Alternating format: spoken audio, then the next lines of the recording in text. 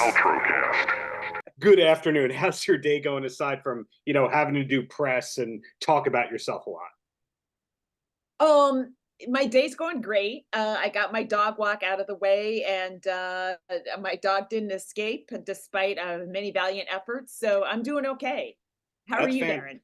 nonstop but good.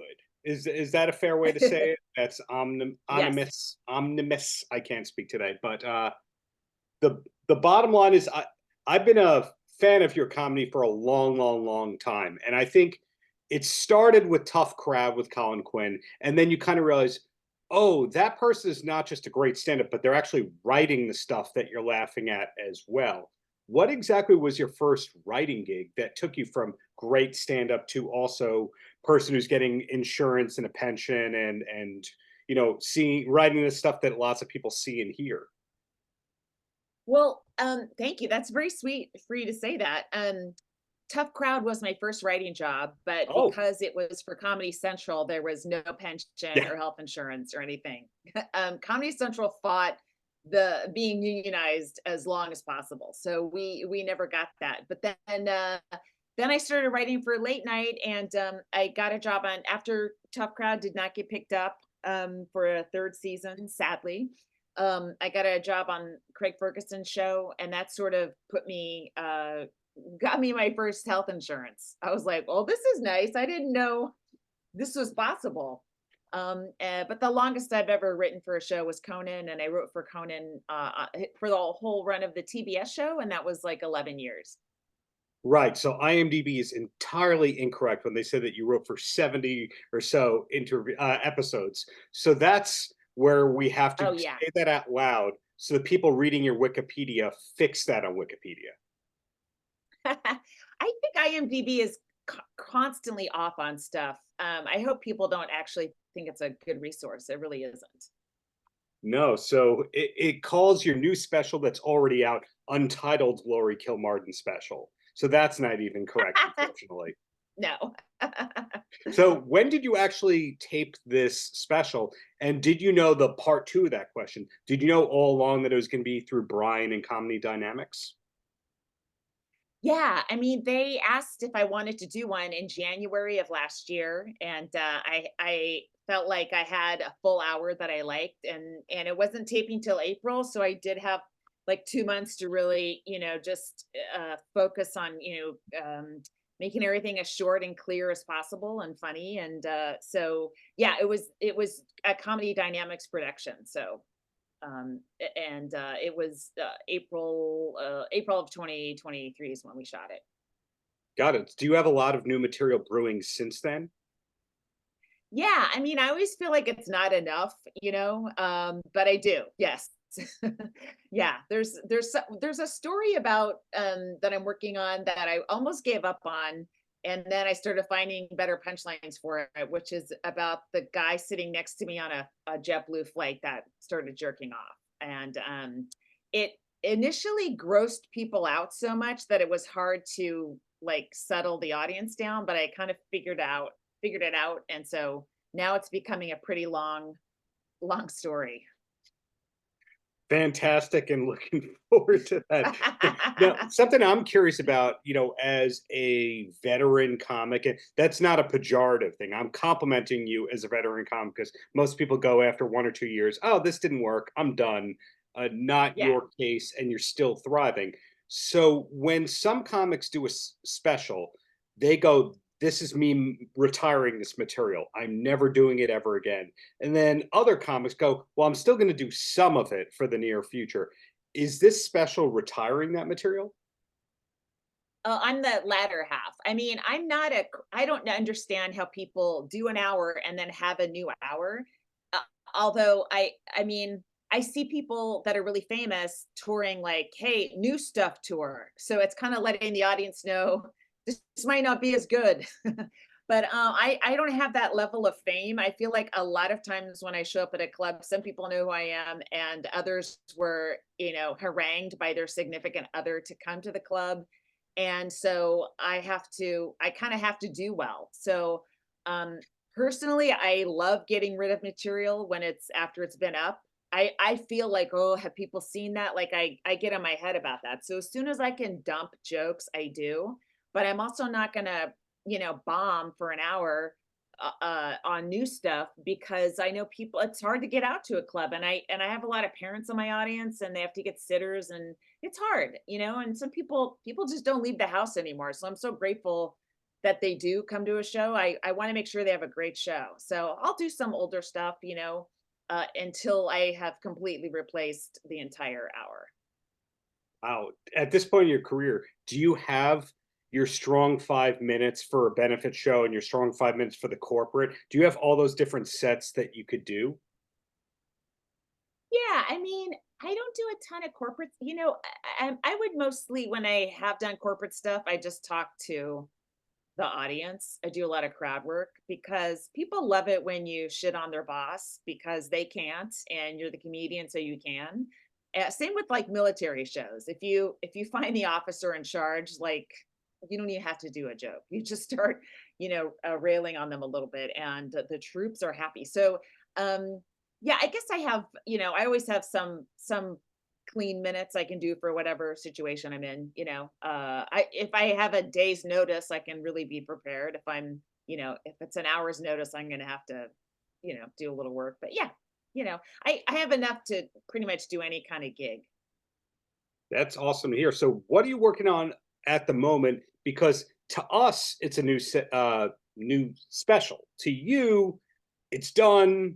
Your work shopping stuff, or is it one of those cases where you have to wait for the Hollywood Reporter to say untitled Laurie Kilmartin project coming soon? One of those kinds of things.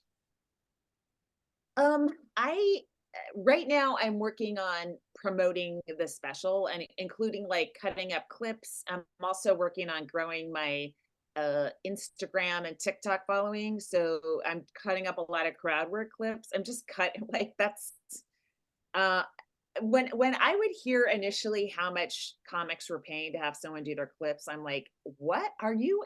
Who are you? Where are you getting this money? And that's insane. And now that I'm doing it, it is so time consuming. I understand if you can afford it, how you would farm it out. I don't trust how people edit though. I don't trust how anyone edits my comedy. And if you're going to take a 2-minute joke and put it into a 90-second reel, I'm very interested in what's being cut because I know, okay, this will keep the intention of the joke. And sometimes people just cut, like Comedy Central was famous with Premium Blend. Like you would see your Premium Blend set and you're like, you remove the punchline. Like you just, because the crowds were so good, the setup would get a laugh. And then whoever's editing is like, all right, that's good. That's a laugh. And you're at the comic, you're like, no, you didn't tell the whole thing. So right now I'm just doing a lot of it myself because and also I just want to learn how to do it and do it quick and all that kind of stuff. So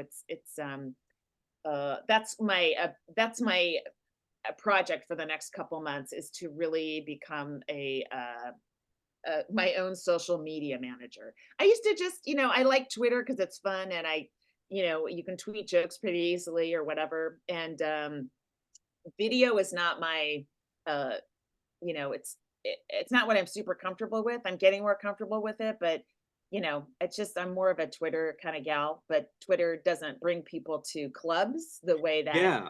TikTok and Instagram do. So And I would argue YouTube also does. A lot of people don't, yes. a lot of people go, I hate podcasts. I don't listen to podcasts, but they're just watching podcasts on YouTube without realizing Yeah. that they're podcasts.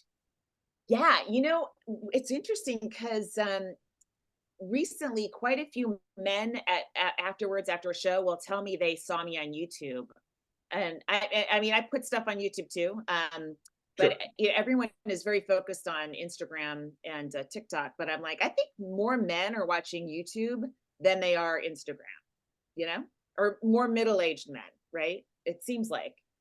I am agreeing with you right there. And one of the confusing things, this happens to me in my interviews. I'm curious if you're seeing this happen to you. You'll have something that gets thousands of views quickly on TikTok and then just dies on Instagram and has 2 views. And you go, why?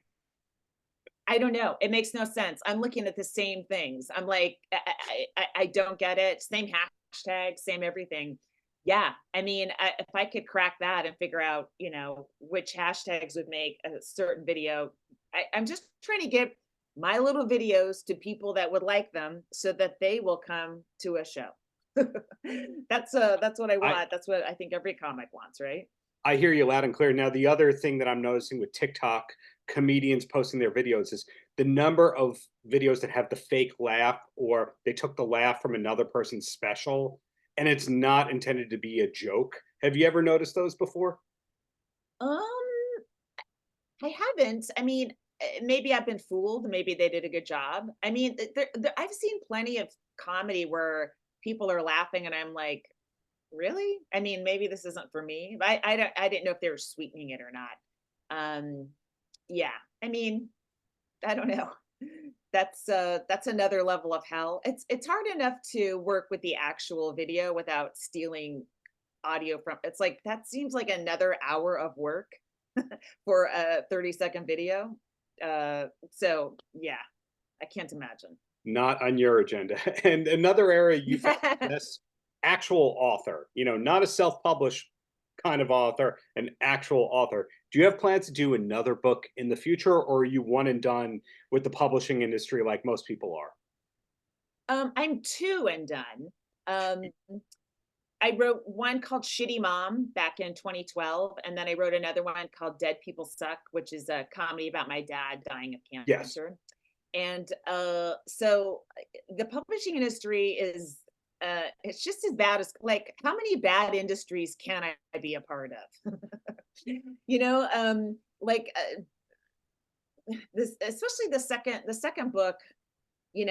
I had to pay for my own publicist. I had to go to Yeah. like contact bookstores myself. I'm like, well, what's, so, and then, the book Dead People Suck came out on the same day as like a major mass shooting, so nobody would tweet about it. Understandably. There's just so many dumb things that can happen. And so I just was like very I just got exhausted by that. If I had a compelling thing, both of those books are like a very similar format. It's kind of stand-up comedy on a page, a little written a little more prosy. And if I had something, I would try to perhaps pitch it, but uh it's a horrible industry, and it's just like all the other media industries are consolidating. It's, little publishers are getting eaten up and bought by big ones. And then, the publisher I was with Dead People Suck went bankrupt 1 month before my book came out. And so it was bought by Penguin Random House, which is a huge company, but it was like someone else's book, so no one was invested in it. And so I imagine had Penguin been the initial publisher, they would have had a lot more love for it. But they had their own stuff to publish, much not, plus these little titles from this publisher they just bought. So anyway, it's a right now I'm at two and done. But not to make it about me, but I'm commiserating in that the release date of my book was January 1st when everybody was out of the office. So Oh I, yeah. yeah, geniuses in And that industry.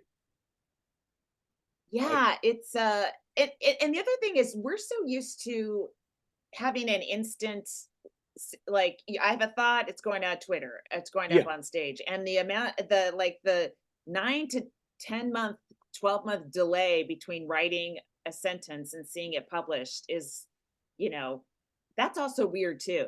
Because half the time you're like, can I get back in there? I thought of a new thing, that's also a hard one. totally. Well, condolences to you on doing the second book. I apologize for not knowing that. I know about the special you did with material with related to that, which was a Yeah. masterwork, and I say congratulations on that. But Oh, thank you. the last thing I'm curious about here is I'm finding that your generation of comics that you started with and the people that you're on Tough Crowd with are all now the showrunners. I'm wondering, when you kind of realized that all the people that you were hanging out with until 2 or 3 in the morning at the Comedy Cellar or what, those kinds of places, do you realize that you were all having real jobs and all making decisions? Did you ever have that kind of breakthrough? Like who can you is there anyone specific you can think of? I mean Brian Tucker, who I wrote with on Tough Crowd, writes it was like the head writer of SNL. And but I don't know that any of the comics are showrunners, are they? I I mean, was they're under the the age of impression showrunners. that a lot of people were showrunners, whether or not the pilots actually went. Like, if you look at somebody like Greg Fitzsimmons, for example, he's run a few Oh, shows right. Yeah, yeah, yeah. on different Yeah, levels, or Greg Behrendt, yeah. he's done that too. Yes, yeah, yeah, yeah. Oh, And so for sure, yeah. your generation of, functional weirdos that went from stand up to writer, producer slash showrunner to occasional stand up, your Dana Goulds of the world. When Yeah, you right. started I to just did a notice, podcast with Greg Fitzsimmons and Dana Gould like a week and a half ago. You know, because you said Tough Crowd, I'm like, wait, did Norton start a show running? But yeah, those sort of, are that generation. Yeah, totally. Yeah, I mean, I guess having a kid is the defining moment where you're like, I can't keep going on the road like this. And if you can get a writing job and funnel some of that energy into, I mean, Fitzsimmons wrote on Ellen. So especially if you're writing for another stand-up, it's so similar. It doesn't feel like you're in another world, you know? And of course, Dana was writing on The Simpsons, which is like, the greatest joke machine show on yeah. earth. So he, also in like this, it's not like you all of a sudden went to Law and Order and we're writing, rape drama. So yeah, I think most of those people have kids or they wanted to have kids. Because the road life is really difficult with the family. Well, that is a great answer, but thank you for the many years of great comedy. Looking forward to the next special as well. And really, whatever Thank you got you. coming in the near future, Laurie, thank you for your time. Oh, thanks for having me. I appreciate it. It was a lot of fun. Paltrocast.